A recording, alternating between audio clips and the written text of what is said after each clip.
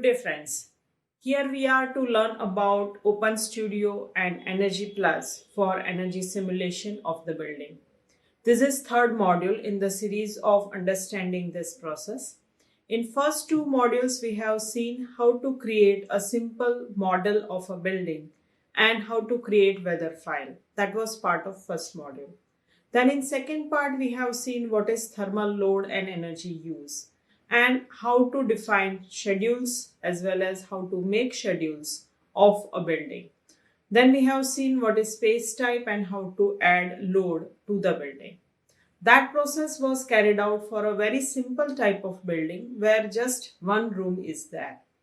Going ahead in this module 3, it is a 10 module 1 hour course. In this we will learn about how to perform simulation of bit more complicated building. So here one school model is taken up, and the course starts with making that model in the geometry and then going ahead by adding load as well as space type one by one.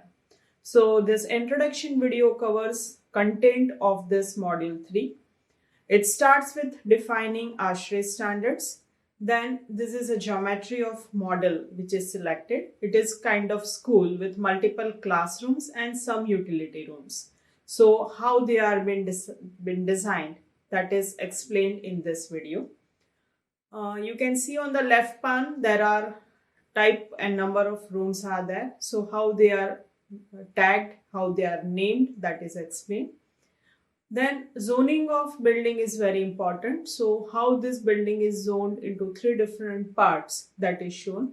This is a 3D view of the building. On the left side zones are shown, while on the right side internal construction of this building are shown.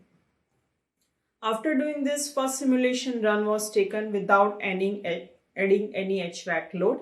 So it shows that building has just human load as well as lighting load.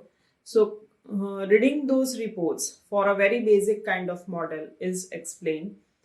Going ahead with adding space types, different types of loads to the building and allocating those loads, allocating different types of load like lighting load, human load, and then going for finally ideal air loads to perform simulation, that is there.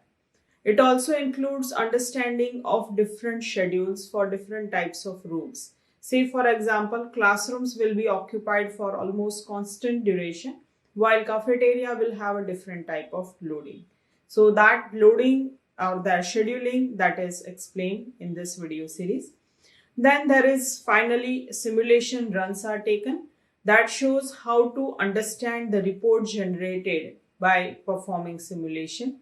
Their monthly use, annual use, zone previews, all that information that is shown over here. So if you are an engineer who is working in the field of energy modeling, if you are an architect or planning a building, then definitely this course is very useful to you. You will have your skill enhanced by going through this course. Thank you for watching.